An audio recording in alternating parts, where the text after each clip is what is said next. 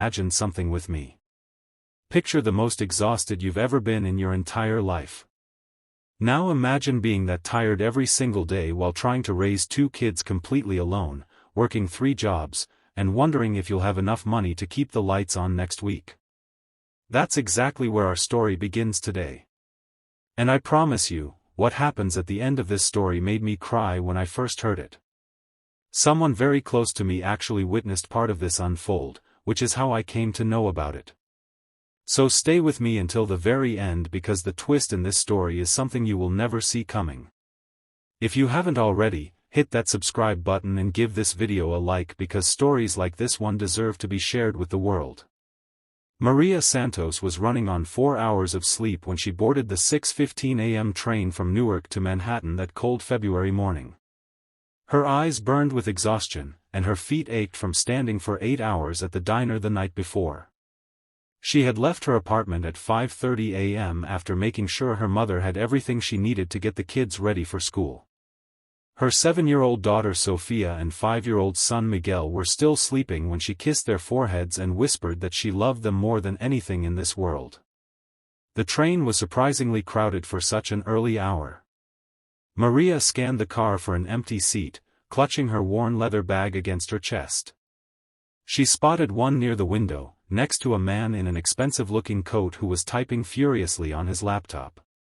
She hesitated for a moment, feeling self-conscious about her faded jacket and the coffee stain on her sleeve from yesterday's shift, but her legs were screaming for rest. She couldn't stand for another 45 minutes. "Excuse me, is this seat taken?" she asked softly. The man barely looked up, just shook his head slightly and moved his briefcase to make room. Maria sat down gratefully, pressing herself against the window to give him space. She noticed his watch gleaming in the dim morning light, the kind of watch that probably cost more than 6 months of her rent. Everything about him screamed wealth and importance, from his perfectly tailored suit to the subtle cologne that smelled like something from another world entirely. Maria pulled out her phone to check her schedule for the day. First, she had her morning shift at the office building where she worked as a janitor from 7 a.m. to noon. Then she would rush across town to her second job at a dry cleaning shop until 5. After that, she had 2 houses to clean before heading to the diner for the night shift. She did this 5 days a week, and on weekends she picked up whatever extra work she could find. The train began to move, and the gentle rocking motion combined with the warm air inside the car started working against Maria's exhausted body. She tried to keep her eyes open, tried to focus on her phone, but the words on the screen began to blur together. Her head grew heavy, nodding forward once, twice, 3 times before she jerked it back up. She was so tired, bone-deep tired in a way that sleep never seemed to fix anymore. The man beside her, whose name was Daniel Chen, had noticed the woman's struggle to stay awake out of the corner of his eye. He was the CEO of a tech company that had just been valued at $12 billion, and he was on his way to a meeting that would determine whether they expanded into the European market. His mind was consumed with profit margins and acquisition strategies, completely unaware that his life was about to change because of the exhausted woman sitting next to him. Maria lost her battle with consciousness somewhere around the Harrison station. Her head drooped to the side, and before she could catch herself, it came to rest gently on Daniel's shoulder. She was so deeply asleep that she didn't even stir when her body shifted against his. Daniel froze, his fingers hovering over his keyboard.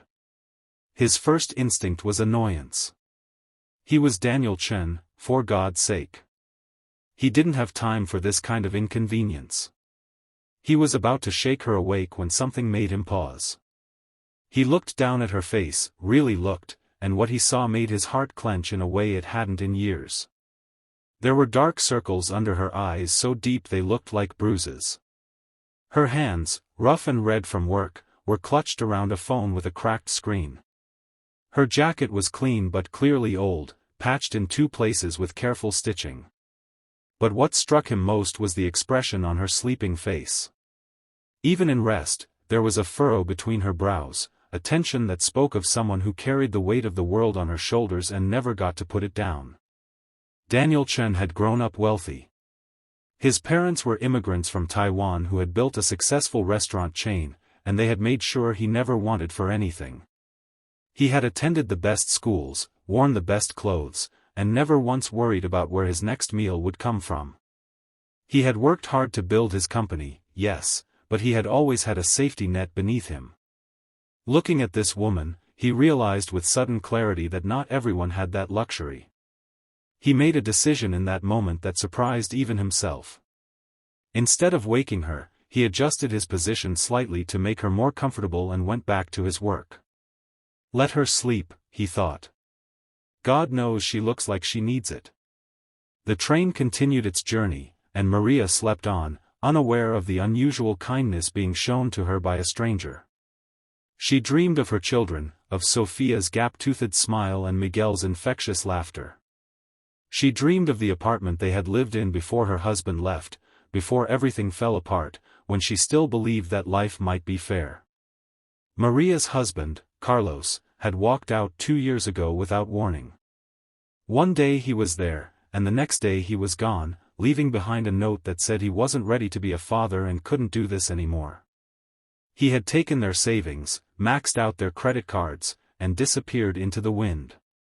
Maria had been forced to move in with her elderly mother, to take whatever work she could find, to become both mother and father to her bewildered children. The train pulled into Penn Station, and Maria was jolted awake by the announcement. She sat up quickly, disoriented and horrified to realize where her head had been. Her face flushed crimson as she turned to the man beside her. "Oh my God, I am so sorry," she stammered, her voice thick with sleep and mortification. "I didn't mean to. I'm so embarrassed. I can't believe I fell asleep on you like that." Daniel was struck by her eyes when she looked at him directly.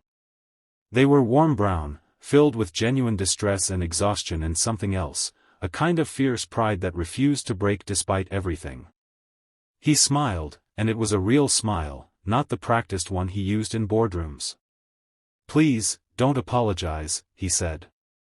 "You looked like you needed the rest. I hope I made an acceptable pillow." Maria didn't know what to say. She had expected anger or disgust, not this gentle humor. "That's very kind of you," she managed. "Most people would have pushed me away." "Most people don't look as tired as you do," Daniel replied, and then immediately wished he could take it back. "I'm sorry, that came out wrong. I just meant." But Maria just laughed, a short, surprised sound that seemed to catch her off guard.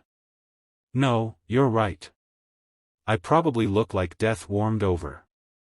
I work a lot of hours, and sleep is kind of a luxury these days."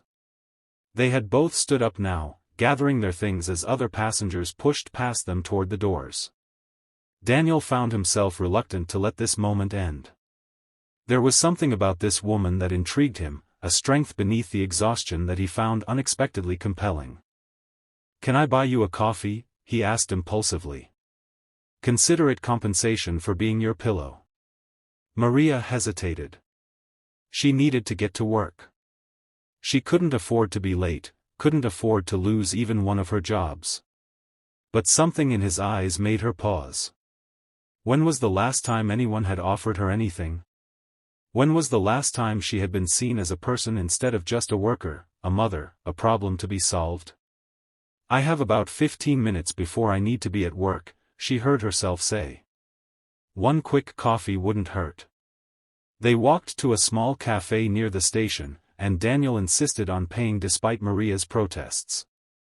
They sat across from each other at a tiny table, and for 15 minutes, they talked. Really talked. Daniel told her about his company and his demanding schedule and how he sometimes felt like a cog in a machine he had created. Maria told him about her children and her mother and the endless juggling act that was her life. She didn't sugarcoat anything, didn't try to make herself seem more successful than she was. There was a refreshing honesty about her that Daniel found completely disarming. "I should go," Maria finally said, glancing at her phone with regret. "I can't be late." "Wait," Daniel said, reaching into his pocket. He pulled out a business card and handed it to her. "If you ever need anything, or if you just want to talk, you can reach me here. Maria looked at the card and her eyes widened as she read his name and title. Daniel Chen, CEO of Nexus Technologies. She had heard of his company. Everyone had. She looked up at him with an expression that was equal parts disbelief and wariness. You're Daniel Chen? The Daniel Chen? He nodded, looking almost embarrassed. I know how this must look. Rich guy gives poor woman his card, it's a cliché. But I mean it sincerely. You have a strength about you that I admire, and I'd like to help if I can. Maria wanted to be offended. She wanted to throw the card back in his face and tell him she didn't need his charity. But something stopped her. Maybe it was the genuine kindness in his eyes, or maybe it was just the fact that she was too tired to maintain her pride. She slipped the card into her pocket. Thank you, she said simply. For the coffee and for letting me sleep. She walked away without looking back, and Daniel watched her go, feeling like something significant had just happened even though he couldn't quite name it. For the next 3 weeks, Maria didn't call. The card sat in her drawer, and she looked at it sometimes, remembering the strange encounter on the train. Part of her wanted to reach out, but a larger part was afraid. What would a billionaire want with someone like her? She was just a cleaning lady, a single mother, nobody special. People like him didn't befriend people like her without wanting something in return. Then everything changed on a Wednesday afternoon in March. Maria was at her dry cleaning job when her phone rang. It was her mother's number, and her heart immediately began to race. Her mother never called during work hours unless something was wrong. Mama? What is it? What happened? Her mother's voice was shaking. Maria, it's Miguel. He collapsed at school. They're taking him to the hospital. They said something about his heart. Maria, they said it's his heart. The next few hours were a blur of terror and fluorescent lights and doctors in scrubs using words Maria didn't understand. A congenital heart defect, they said. Something that had been there since birth, undetected, waiting to reveal itself. Miguel needed surgery, specialized surgery at a hospital in Boston that had one of the best pediatric cardiac units in the country. The cost would be astronomical, insurance would cover some of it, but not nearly enough. They were talking about hundreds of thousands of dollars. Maria sat in the hospital hallway after the doctors left, staring at nothing. Her little boy, her baby, was hooked up to machines in a room down the hall, and she had no way to save him. She had nothing. She was nothing. All those hours, all those jobs, all those sacrifices, and she couldn't even afford to keep her son alive. That was when she remembered the card. Her hands shook as she pulled out her phone and dialed the number. It rang 3 times before a professional voice answered. Nexus Technologies, Mr. Chen's office. How may I direct your call? I need to speak with Daniel Chen, Maria said, her voice breaking. Please, tell him it's Maria. The woman from the train. There was a pause, and then the voice said, please hold. 2 minutes later, Daniel was on the line. Maria? Is everything okay? And Maria, who had held herself together through every difficulty life had thrown at her, finally broke down. She told him everything, sobbing into the phone about Miguel and the surgery and how she didn't know what to do and she was sorry to call and she shouldn't have called but she didn't know who else to turn to. Daniel listened without interrupting. When she finally ran out of words, he spoke quietly. Which hospital are you at? I'm coming right now. He arrived 2 hours later, having cancelled every meeting on his calendar and chartered a helicopter from Manhattan. Maria watched him walk down the hospital corridor and felt a strange mix of gratitude and shame. She barely knew this man. Why was he here? What did he expect from her? But Daniel didn't want anything. He sat with her in the waiting room and listened as she talked about Miguel, about what a sweet boy he was, about his dreams of becoming an astronaut, about the way he always tried to make his sister laugh even when he was scared. He met Sophia when Maria's mother brought her to the hospital, and he let the little girl show him her favorite book. He brought them food and made sure Maria's mother had a comfortable chair. And then he made a phone call. The next morning, a team of specialists from Boston arrived at the hospital to evaluate Miguel. 3 days later, Maria was informed that her son had been transferred to Boston Children's Hospital for his surgery. All expenses would be covered by an anonymous donor. When she asked who, the hospital administrators just shook their heads and said they had been instructed not to reveal that information.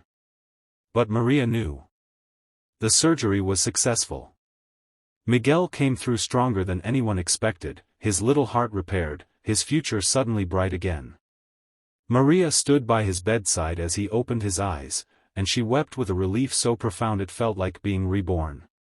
Daniel came to visit them in Boston a week after the surgery. He brought toys for both children and flowers for Maria's mother. He sat with Maria in the hospital cafeteria, and this time she didn't hold back. "Why are you doing all this?" she asked. "You don't know me. You don't owe me anything. Why would you spend so much money on a complete stranger?" Daniel was quiet for a long moment. When he spoke, his voice was different somehow, softer and more vulnerable. "My mother had a heart condition when I was young," he said. "She needed surgery too. But we had money, we had resources, and she got the care she needed without any problems. I always took that for granted. Then I met you on that train, and something about you stayed with me. When you called about Miguel, I thought about my mother, and I thought about what would have happened if we hadn't had those resources. I thought about all the mothers and all the children who don't have someone to help them, and I realized that I could be that someone. For you, at least." He looked at her with an intensity that made her breath catch. "You're not a stranger to me, Maria. That morning on the train, when you fell asleep on my shoulder, something happened. I can't explain it rationally. But I felt like I was supposed to meet you. Like you were supposed to fall asleep right then, right there, so that our paths would cross." Maria didn't know what to say. Her life had been so hard for so long that she had stopped believing in kindness, in luck, in anything good happening to her. But here was this man, this impossibly wealthy and successful man, looking at her like she mattered. Like she was worth saving. "I don't want your money," she said finally. "I mean, I'm grateful, so incredibly grateful for what you've done for Miguel. But I need you to understand that I'm not looking for someone to take care of me. I've been taking care of myself and my kids for years, and I can keep doing it." "I know that," Daniel said. "That's exactly why I want to help you. Not because you need rescuing, but because you deserve a chance to thrive instead of just survive. You're one of the strongest people I've ever met, Maria. Let me help you build something better. Not for me, but for yourself and your children." Over the next several months, Daniel kept his word. But he didn't just throw money at Maria's problems. He did something far more valuable. He listened to her. He learned that she had dreamed of being a nurse before she dropped out of college to support her family. He discovered her natural gift for organization and her fierce work ethic. And he offered her a solution that would change everything. Nexus Technologies had been looking for someone to manage their employee wellness program. It was a position that required empathy, organization, and the ability to understand what working people really needed. Daniel offered Maria the job, not as charity, but as a legitimate opportunity. She would have to earn her place, prove herself, just like everyone else. Maria was terrified. She hadn't worked in an office since before the children were born. She didn't have the right clothes, the right education, the right anything. But she thought about Miguel and Sophia, about what she wanted their future to look like, and she said yes. The first few months were the hardest of her life in a completely different way. She struggled to learn the technology, to navigate the corporate culture, to feel like she belonged among all these polished professionals. There were days she wanted to quit, days she cried in the bathroom because she had made a mistake or because someone had looked at her like she didn't belong. But she kept going. She kept showing up. She kept fighting. And slowly, impossibly, things began to change. Maria discovered that her years of struggle had given her something that no MBA could teach. She understood what it meant to be exhausted, to be worried about money, to need support but not know how to ask for it. She redesigned the wellness program from the ground up, creating initiatives that actually helped employees instead of just looking good on paper. She fought for flexible hours for working parents, for mental health resources, for an emergency fund that could help employees facing unexpected crises. Within a year, she had been promoted. Within 2 years, she was running the entire human resources department. The company's employee satisfaction scores had never been higher, and Maria Santos was being featured in business magazines as an example of innovative leadership. But the most important transformation was personal. Daniel and Maria's friendship had deepened over those 2 years, slowly and carefully, both of them aware of the complications their different backgrounds could create. They talked on the phone late at night after the kids were asleep. They had dinner together when their schedules allowed. Daniel became a fixture in Sofia and Miguel's lives, teaching them to play chess, taking them to museums, becoming the steady male presence they had been missing. It was Miguel who finally